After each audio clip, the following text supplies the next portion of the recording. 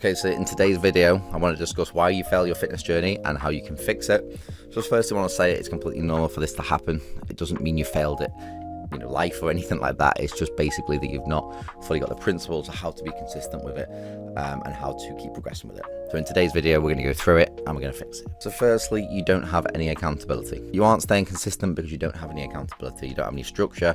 You haven't got any plan of action that actually fits around your lifestyle and goals. So of course, you're not going to stay consistent with this if you have no plan, no end goal to reach, and no one there to push you. You have no check-ins to do. You have no one there to keep you pushing. And you have no one there to keep you accountable. So accountability is one of the big factors why I see people fail. They simply just don't have a plan of action. They don't have any structure. Another big one is the fact that you actually don't like what you're doing. So for example, you're doing a training plan you can't stick to, you don't actually like it, the routine you're doing, or the food you're eating you don't actually like. Therefore, it's very unrealistic you're actually going to manage to stick to anything. If you don't like what you're doing, there is no physical way you're going to be able to do this. And I say this to everyone, even to my clients, that it's got to be sustainable and at least somewhat enjoyable to actually be able to do this long term. And it's a lifestyle change, remember. It's not just a quick fix to get in shape briefly. This is something you want to do to build good habits. So building good habits is going to be one of the big ones for you. So habits are one of the main things that are going to help you get structure and get consistency to actually enjoy doing what you're doing. But if you don't like what you're doing, guys, regardless of what it is, change it up. If you like a different certain sport, you like swimming, you don't even like the gym, don't do it, just go and swim. If you don't like chicken or fish, don't eat chicken or fish. Look at other recipes and options to eat instead.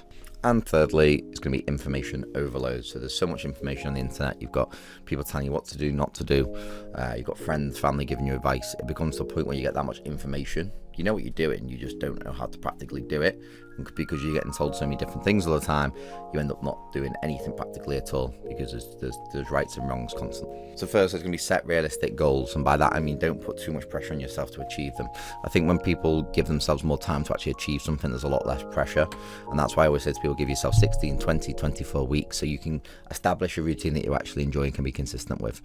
I think people try and do it in 4 weeks, 6 weeks, 8 weeks, and that's why they fail, is because of the simple fact it's not realistic and it's not sustainable enough for them. And it does take time to get in shape, and I think this is where a lot of people miss. Your starting point might be different to someone else's.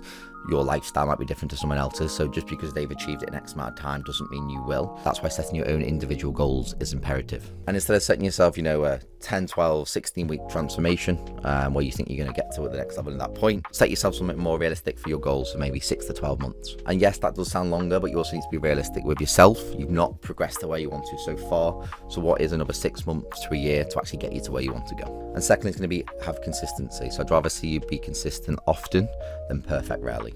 And what I mean by that is I'd rather you be doing the basics and doing things consistently throughout the week with the occasional slip up or the occasional meal out or a few drinks than trying to be perfect where you don't go out, you don't eat anything that you enjoy. It never works. It's never consistent enough. For you to get to where you want to go long term and not just a quick fix, you need to be consistent with what you do. And that's how you get results in a short space of time, but then also consistently maintain them as well. With consistency does come structure though, so do make sure when you're trying to be consistent with things, healthy eating's fine, but making sure you do have a structured plan to go with this, okay? So make sure you actually have that goal and you make sure you achieve that goal. Guessing what you're eating, guessing what you're training, guessing all these things are fundamentally going to waste your time as well. So if you're going to get consistency, you want to make sure you have structure with consistency in order to achieve that. And thirdly, another reason why you fail is because you don't enjoy it, as I mentioned previously. So the main point is doing what you enjoy. And don't get me wrong, there's going to be points in any transformation, anything you do where you don't enjoy it. You might not always enjoy your job or some parts of your life, but at the same point you still get on with it and do it. So that's what you need to do with something like this. So yes, the gym might be a bit overwhelming, you might not like certain things at points, or sometimes it's hard with losing body fat, you feel a bit hungry, you want to not have to do this anymore, but then you have to look at the bigger goal as well. But to make it easier for yourself, that's why I say do what you enjoy. So make sure you're doing training that you enjoy, types of cardio that you enjoy, eating foods that you enjoy, so it becomes a lifestyle where you're not craving things, you're not wishing you're not doing it. It becomes part of a lifestyle. So just to recap, setting yourself realistic goals, that is the main thing for you that you need to achieve. So you have a goal there and you can set it realistically. So instead of 6 to 8 weeks, it's going to be 6 to 12 months. Then you're going to be consistent. You're going to get yourself a plan of action with structure to ensure you can actually get to those goals in that period of time. And most importantly, you're going to do what you enjoy as well. So yes, you may not always enjoy it, but at the same point, you have that plan there, you've got a plan of action, you have consistency, and you have foods and training that you actually enjoy. You will get to where you want to go, and you're going to be a lot less likely to fail at your fitness journey.